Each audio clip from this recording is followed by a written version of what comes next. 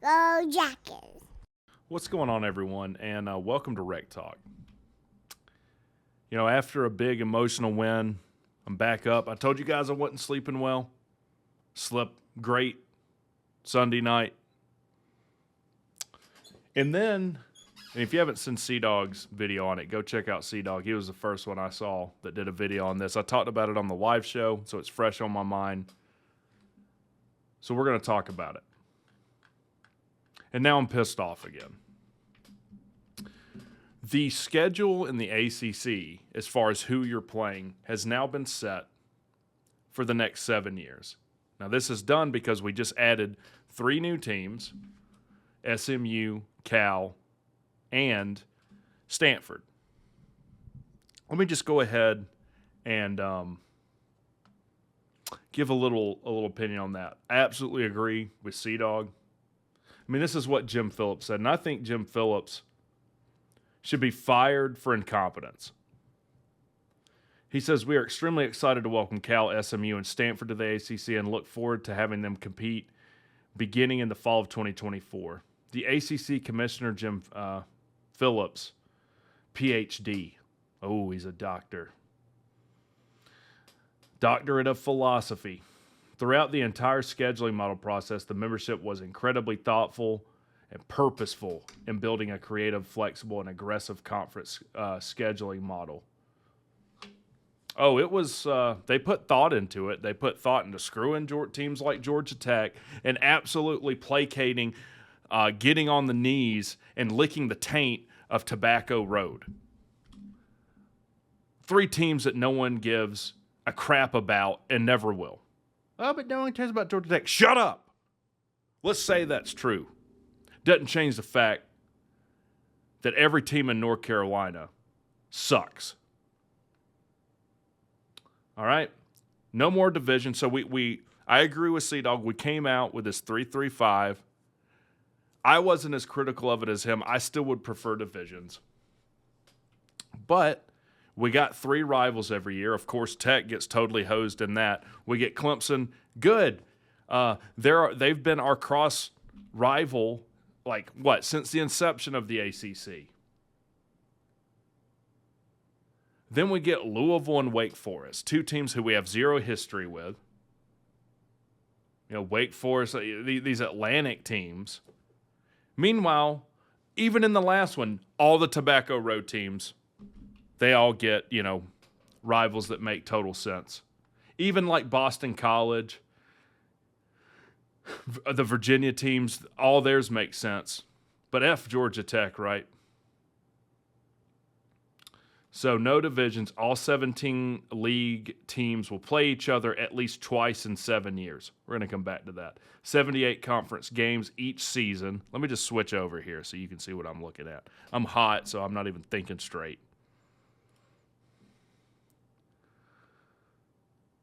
16 annually protected matchups. Spoiler alert, Georgia Tech and Louisville get none of them. Georgia Tech and Louisville don't have a single yearly rival that they play every year in the ACC. Disgraceful. To make room for Cal, Stanford, and SMU. The reason that old Jimmy Boy here, ACC commissioner, should be fired is the minute Texas and Oklahoma announced they were leaving the SEC, he should have been positioning to pull teams out of the Pac-12 or Big 12. And the ACC sat on their hands. Oh, no, that's fine. Grant of rights is going to solve everything. Well, grant of rights might hold your conference together for another however many years. But the other conferences have gotten stronger, and they were already stronger conferences than us. Disgraceful. Big Ten comes in, picks out the best teams, USC, UCLA, Washington, Oregon. Wouldn't it be great just to get 2 of those in the ACC? And the Pac-12 was on life support. They didn't have a TV deal for next year. And the only teams that had left were UCLA and USC. Grant of rights, though. Grant of rights. Yeah, that don't mean that you can't make your conference stronger, assuming that it is, this magical ironclad thing that I guess, appears to be. So now we don't get a yearly rival because we got to let Stanford and Cal. By the way, Stanford has been garbage. Cal is one of the few teams that's in more debt than we are. I think they're in like $400 million of debt. What does that tell you? No one's watching them. No one's watching them. No one cares. Yeah, come on to the ACC. The funny thing is SMU's probably the most attractive team to bring in. They raised $200 million on a dime in 2 seconds flat for them to forego their payment from the conference for like 7 years. So here's our 2024 schedule. Duke, Florida State, Miami, NC State. Like, this isn't the worst schedule. Here's what's disgraceful about this. This right here. This tells you how many times you play each team in the next 7 years. So if there's a 7 there, that means you get a yearly rival with that team, right? You play them 7 times in 7 years. Boston College has 2. Pitt and Syracuse. Teams they have history with. Teams that make sense for them to play out of that Big East. Cal gets 2. They haven't even played a down of football in the ACC yet. They get SMU and Stanford. I'm sure they're doing that to placate their travel schedule. But honestly, who cares? They signed up for it, and it shouldn't be in lieu of teams like Georgia Tech and Louisville not getting any. F them. You'll deal with whatever we give you the next 7 years. You're already not getting paid hardly anything in the next 7 years. You'll deal with whatever schedule we give you too. It's not like Cal's bringing anything to the conference anyways. $400 million in debt. Louisville should be equally as outraged. I agree with what C-Dog said in his video too. Like, I had fun trash talking Louisville fans. There's like a few Louisville fans that still come through the live shows from the banter we went back and forth with. I'd be okay with keeping the yearly rivals we had, or at least one of them. At least keep Clemson. Clemson gets they get 1 yearly rival with Florida State. Now I don't know any other way to say it, the absolute bullshit that this is. Duke. They've been better. They've been good the last 2-3 years. But as far as Duke football is concerned, look at them play at home. Well, they have 30,000 seats in their stadium. No one gives a crap about Duke football. They don't. And look, that's not to take anything away from what they've done. But as far as a brand, Duke football, no one cares. They get 3 yearly rivals. Georgia Tech, Louisville get none. Duke gets 3. They get to play North Carolina every year, NC State every year, and Wake Forest every year. 3 games that they don't have to travel, more than 50 miles or so? Florida State gets 2. They get Miami and Clemson. We've already talked about Georgia Tech and Louisville don't get, jack all shit. Miami gets 2. Virginia Tech, Florida State. So they get what they want. Oh, look, we're back to the Tobacco Road. North Carolina gets 3. They get Duke every year, NC State every year, and Virginia every year. Another team they have history with. Now here's the chicken part of it. How many times do they have to play Georgia Tech in the next 7 years? 2. Congratulations, North Carolina. I guess we're estranged. You're estranged from your father now. Georgia Tech's absolutely owned you, disgraced your entire family, curb stomped you, stolen your soul, ruined your season the last 3 years in a row. How does Georgia Tech go 3-0 against a team like North Carolina, has all this talent, recruits 50, 60 spots better than Tech, 2 first-round quarterbacks, what a lot of people thought was the best quarterback in the country coming into this season, or in the top 2, between him and Caleb Williams. You lose to the worst head coach in the history of college football, Jeff Collins. Not only you lose to him, you get blown out by him. You lose to Brent Key in his interim year when he's on his third and fourth string quarterback. Beat you in Chapel Hill that year. Beat you at the Benz with Collins. Beat you in Chapel Hill last year. And then you come down here after taking that embarrassing loss to Virginia thinking this result was going to be any different. And it wasn't. We hung 635 yards on you. 46 points. Boy, you lucked out, didn't you? You only got to play us twice. Here's all I can say. That's 2 guaranteed losses in the next 7 years. And luckily we play you next year, so you can go 0-4 to Georgia Tech over the worst span in the history of their program over the last 4 years. Awful. All right, let's go look at the other North Carolina schools. 1, 2, 3. NC State gets 3. 1, 2, and then Wake gets 2. I hate the entire state of North Carolina now. I didn't have a reason to hate North Carolina. I've hated South Florida. I hate the entire state of California and most of the West Coast in general. North Carolina's moved up. I now hate North Carolina more, the entire state and everyone in it, more than South Florida, the entire state of Florida, and California combined. I might hate North Carolina more than I hate the entire continent of Europe. And I do. I might hate North Carolina more than I do the French. Why? Why? Does anyone really care that much about Duke, North Carolina, and NC State? 2 of those teams that are supposed to be the better of the 3, like clockwork, like a broken record. Oh, they're going to win the ACC. NC State's always this dark horse to win the ACC, and they fall flat on their faces.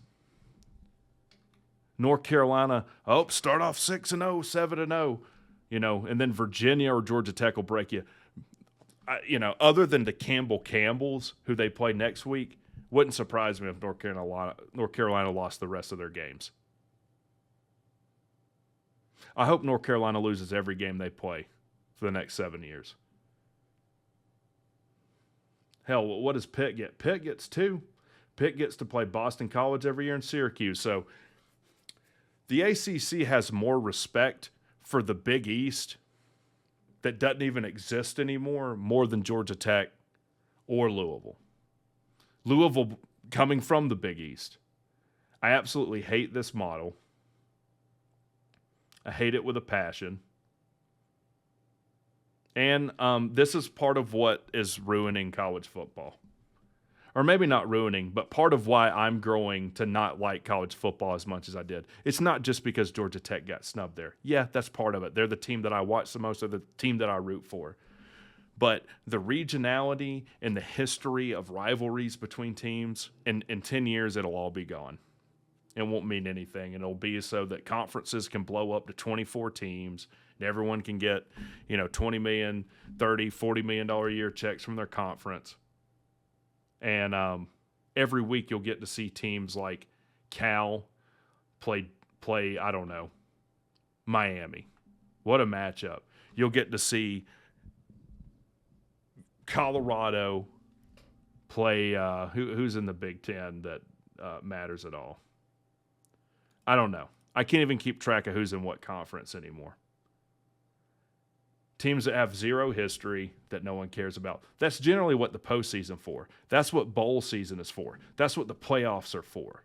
Not what conference play is for, which has been established over the last 40, 50 years of playing football. So, like I said, I talked about it on the live show. I absolutely hate this. I think it sucks. I think it makes watching the ACC worse than it even has been in the past few years, with as down as the ACC has been. And shame on, what was his name again? Jim Phillips. I don't even know if he was the commissioner when all of this started. But it did not have to be this way. So now we could stomach all of this if we were bringing in a Washington and Oregon, or we were bringing in like an Oregon State out of the Pac-12. But not when you're bringing in Cal, SMU, and friggin' Stanford. So, apologies. So I had to come back and record this. I talked to Sea-Dog, and evidently there was some information I didn't have. So this is the AJC article that kind of goes over it. And they're quoting ESPN here. But evidently, Georgia Tech and Louisville volunteered to not have any rivals, to not have teams that they play on a yearly basis in conference. And I'll be honest, that's almost worse than the ACC just hosing you. Why? Why would we agree to that? This is what the AJC says. Georgia Tech is one of two ACC teams, along with Louisville, without a permanent opponent. According to ESPN, both schools agreed they did not need any games protected, and that allowed the league more creativity and flexibility in arranging the entire schedule. Let me decode that for everybody. We agreed to not have yearly rivals so that all the Carolinas could have 3, particularly North Carolina. So North Carolina gets 3, Miami gets what they want, Florida State, all these teams get what they want. And I'll just read what the annual protected matchups are. Boston College, Syracuse. Man, I'm glad that gets protected. I mean, that's one of the most watched games of the year. Boston College, Pitt. Syracuse, Pitt. I mean, aren't these just juggernauts of matchups that we get to protect? North Carolina, Virginia. That one makes sense. North Carolina, Duke. North Carolina, NC State. They all make sense, but they get 3. Could all these Tobacco Road teams settle for just having 2? Or I think Wake has 3. Hold on. Wake, Wake Forest, Duke. North Carolina State, Wake Forest. So they get 2. Why did Duke and North Carolina get 3? They could settle for 2, and then everyone gets at least 1. I mean, wouldn't that be somewhat reasonable? It's just silly. Why would we agree to that? And this is part of the problem. I mean, I feel like at Georgia Tech, screw North Carolina. They can't beat us on the football field. I'm not going to agree to what they want. And here's the thing. Louisville, I think, is the 3rd most profitable team in the conference right now. It's either Florida State or Clemson, 1 and 2, and then Louisville. North Carolina's not even in the top 3. So why does the ACC just bend a knee to everything they want to do, as well as the NCAA when it comes time to, enforce rules? The whole world's up in arms of Jim Harbaugh, and even the FBI is involved now, which fine, whatever. North Carolina giving kids grades for classes they never attended. Cheating across all sports for 10 years, nothing, I don't get it. What's so great about North Carolina? The last time North Carolina won the conference? 1980. That's the new 1980, and I'm going to bring it back. The new 1980 is North Carolina hasn't won their conference. I'd have to look. I mean, have they ever even won a national title in football? Let's see.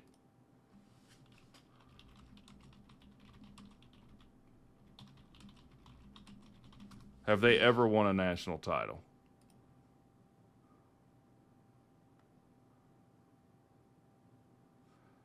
They've been in the conference since 1953.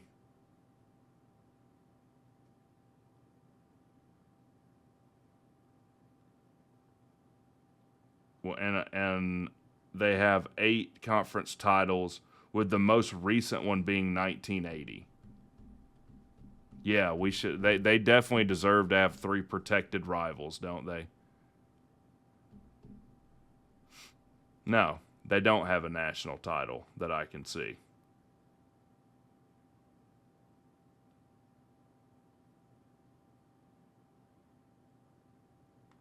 Nope. So, I don't know. I'm frustrated with the ACC. A lot of these protected matchups, like, no one gives a crap about. And I get it. People are going to be like, well, who cares to see Georgia Tech play Clemson? Or who cares to see Georgia Tech play North Carolina? Well, Georgia Tech, North Carolina has been a hell of a game the last 3 years.